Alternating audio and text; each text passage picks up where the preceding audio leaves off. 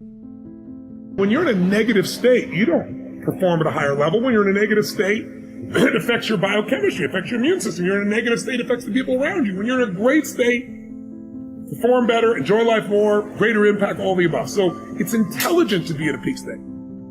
But you only can manage what you measure, like a business. If when I take a company over and turn around and start measuring things, and I measure the most important things, and the more you measure, the better it'll get. Because you get more, instead of measuring once a year, if you're measuring, once a week, you got 52 times to improve it versus one. So I started measuring it, and I said, I'm going to live in a beautiful state no matter what every day.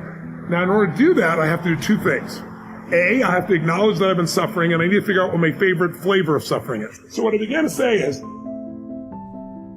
I want to be happy even if they screw up. I want to be happy if they lost $1 million. I want to be happy, if my happiness is dependent upon other people behaving a certain way, the way I want them to, I'm a pretty influential guy, but I'm not God, right? And everybody's got their own things that they're doing. I'm never going to stay happy. And if I have to even make my happiness based on me behaving a perfect way every moment, it's not going to happen. So I gave room for life. And I decided to make a real decision. That's my invitation to people here, and then I'll answer your question about how I know. First, you got to make the decision that says, life is too short to suffer.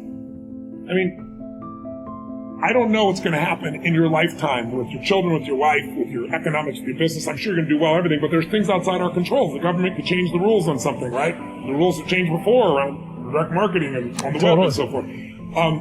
Somebody in your family could get very ill. Someone can die in our families, right? No one wants to talk about it, but it can happen. If your happiness is only going to be when everything matches how you think it should be, you're not going to be there. And my view is that there's power in happiness.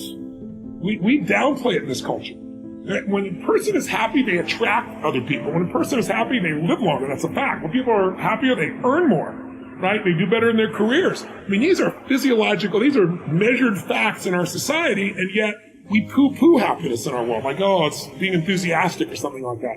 No, it's being inspired, in spirit, feeling alive. So what I did was, as much energy or passion I had before, I still had that, but what I found was, what was the stuff that would suck away that energy? And so now to answer your question, how would I know? Number one, I put the line in the sand and said, these are the ones I tend to drop into. I'm not doing it anymore, and if I find it, I hit a rule. I got 90 seconds to get out. As I did it more and more, it's like a muscle. And when you use a muscle over and over again, it works. It's there for you. And so how I know, to answer your question, a long way to answer your question, but without that, I don't think people understand what we're talking about, is I sense tension in my body. Like when you're in a beautiful state, things flow. When there's a tension, you can feel it in your face, your head. Somebody says something, somebody did something, somebody didn't do something, somebody used a certain term, somebody dropped something out, or you did something, or you should have done. Whenever that happens, there's a tension. And so I've really trained myself to feel that tension. And when I feel, I go 90 seconds, and it's a game now.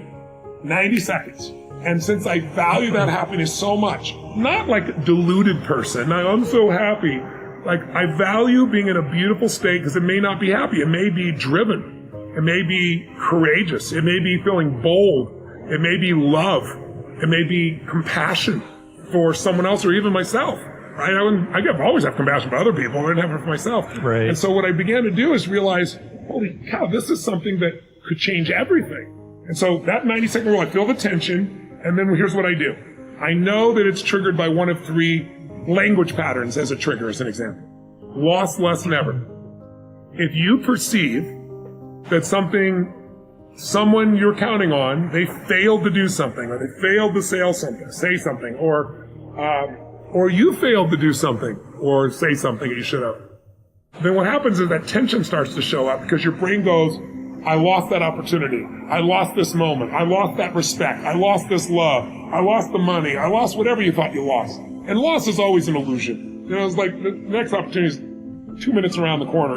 It's not that complex. If we look for it, if we find it, if we don't live in the illusion of loss. Or less is the next one. If you think because he or she did something or didn't do it, you have less of something you value, less love, less joy, less excitement, less time, less energy, less economics, less respect, you're going to suffer inside. Some people suffer by being angry. Some people suffer by feeling sad. Everyone has different flavors, right? Right. But you're going to suffer. And the worst one is never. If you think because she or he did this, or Donald Trump did something or didn't do it, or Mary Sue or you self didn't do it. And now you'll never have that love, you'll never have that respect, you'll never have that joy, you'll never have that economics. Once you believe that stuff, then the suffering stays. So the way out of lost, less, never is always appreciation or gratitude or love. As I've grown older, I've learned to appreciate living in the moment, and I ask that you do too. I'm asking this graduating class, those of you here, I've asked all of my viewers in America and across the world to do this one thing. Keep a grateful journal. Every night, list 5 things that happened this day, in days to come, that you are grateful for. What it will begin to do is to change your perspective of your day and your life. I believe that if you can learn to focus on what you have, you will always see that the universe is abundant and you will have more. If you concentrate and focus in your life on what you don't have, you will never have enough. Be grateful. Keep a journal. Being happy is not difficult, but unfortunately most people don't manage it because they think it's going to happen to them. When you're 5 years of age, you're quite happy, isn't it? Yes or no? I want you to go home and see one of your pictures when you're 5, it was like this. Now it's becoming like this. When you're 5 years of age, if you're so happy, by the time you're 30, you should have been ecstatic, if you had grown, I mean. But by the time they're 30, most people are mess themselves up in so many different ways. This is not because there is some difficulty with life or happiness, it is just that, as I told you, they gave you a sharp knife.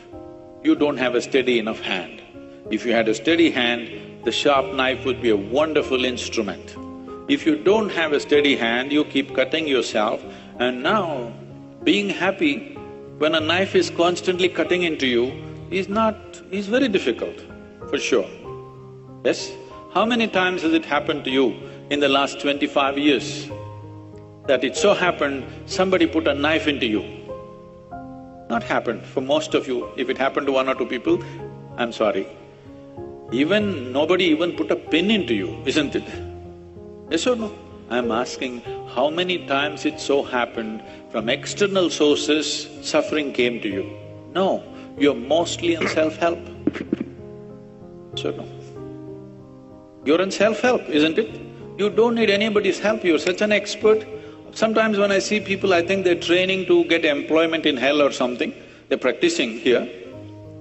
Because they're so good at self-torture, they may be good at torturing other people. So happiness is neither easy nor difficult, because there is no states like this. This is happiness, this is unhappiness. You are slipping between this and that any moment, isn't it? Yes or no? It's not like there is a capsule of happiness and a capsule of unhappiness and they're separate. No, it is all intermingling, one moment like this, one moment like… in the same situation. One moment joyful, one moment miserable, another moment some other way. Is it not happening? So these are not anything, this is just this. You are a volatile being right now, not stable enough. I told you this is an evolutionary problem. Your intellect and your awareness evolved ahead of your physiology. You're only 1.23% away from a chimpanzee, but in intelligence you are big away.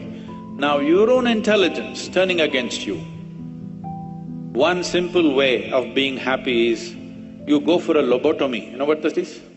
Remove half of your brain. You will always be like that. So it's easy. It's not easy, it's not difficult. Should it be managed? You don't have to manage happiness, you must learn to manage your faculties. The only thing is just this, people are suffering 2 most important faculties of your mind, your memory and your imagination, which sets you apart from every other creature.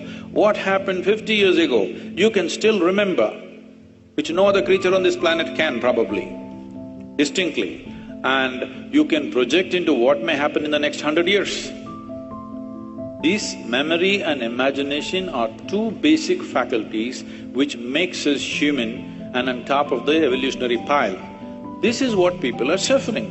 What happened 10 years ago, they're still suffering. What may happen day after tomorrow, they're already suffering. This is not that they're suffering life, they're just suffering their memory and their imagination. So happiness, don't aim at happiness, just look at yourself. How what you call as myself is being conducted. If you conduct it, if you know how to conduct it the way you want it, you will be blissed out. Yes? It is not being conducted. So happiness and misery is happening by accident. Somebody else can cause happiness to you. Somebody else can cause misery to you.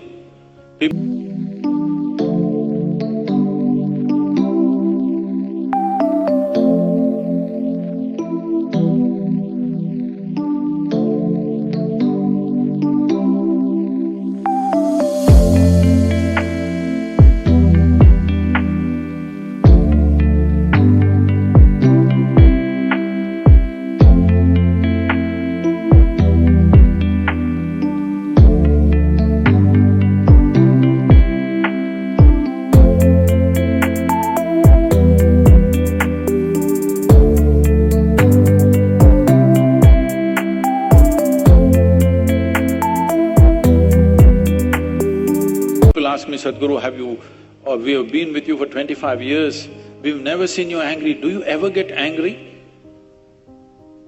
You want it?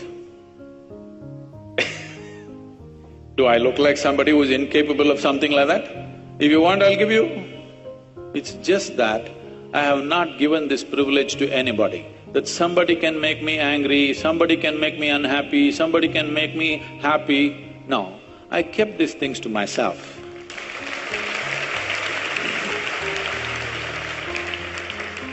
You must keep it to yourself too. It must be… the best hands are you, isn't it? Yes? Your joy and misery must be in your hands, isn't it? If you choose to be miserable, I'm not against it. But what you want should be happening within you, not otherwise, isn't it? It's kind of unrealistic and can be destructive to place the responsibility for your happiness on anybody other than yourself. It's Nina's fault that I'm not happy. Where are you, Nina? Blame yourself. Success completely misunderstood. Rise and shine, it's Espresso time. What's up, Believe Nation? It's Evan. I believe in you, and this channel is designed to be part of your daily success routine. So let's start your day off right together. Grab your coffee and sip on today's message. Take responsibility.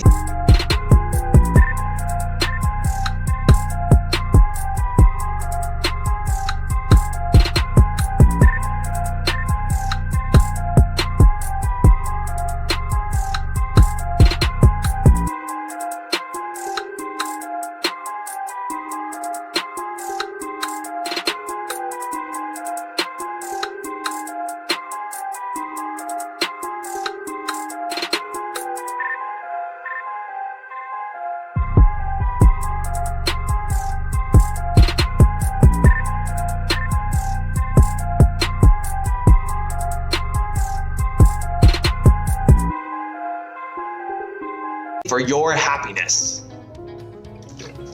Over to you, Will Smith. Also, if you want to know what Will Smith has to say about confidence and excellence, check out my 254 series, where every day for the next 254 days, I will send you a morning video for free to help you build your confidence. The links to join are in the description below. I was excited about taking a shot. The fact that it was so strange, you know, as an artist, it was fun to get out on that limb and hoping it doesn't break under your feet. It takes such a desperate, obsessive focus to excel on the level that I want to make movies. I wake up every morning. Espresso keep me going. I wake up every morning. Happiness is so important. I'm so obsessed with it right now, and I hate that success and entrepreneurship and all this stuff have been put on a pedestal. Do you understand that most people think they need to make $1 million a year to be like winning? Meanwhile, in America, one of the richest countries in the world, $440,000 is the entry into the 1%. We have success completely misunderstood. We have success completely misunderstood. Let me tell you what success looks like. When you wake up in the morning and you're happy. Well, I mean, he does a lot of my back office stuff for me, and I'm always waiting.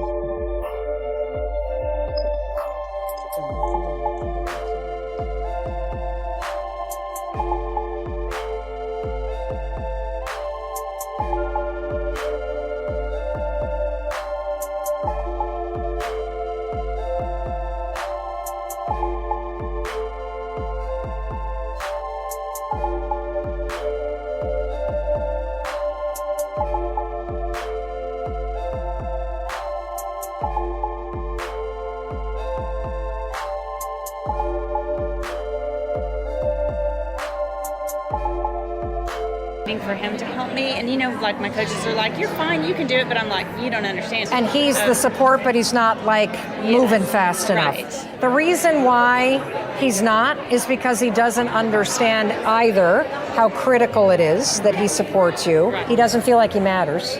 Probably, because I probably don't make you feel like he matters. That's it, bingo. Yeah. If you were to leave here and do nothing but anytime you do, oh my God, I so appreciate that you just did that. You have no idea. Thank you, honey. If you were to bring him more into the business, not as in selling, right. but cheering for him, Right. and making sure he understands that every stride you make is only because of what he's doing back at home. Right. So true. That will change how he behaves. Oh, I know it, because I have the part of our company that's out in the spotlight. My husband runs the books, runs legal, runs operations, Right. runs HR, and is also the point parent while I travel. Right. And so it'd be very easy to feel unappreciated Right. because his role is not visible. I go out of my way to Snapchat at him, to acknowledge him, to elevate him, to thank him, to make him feel appreciated. Because that's what's missing. Right. If somebody's not motivated on your team, whether it's your spouse or somebody else, they don't feel appreciated. Okay. That's why.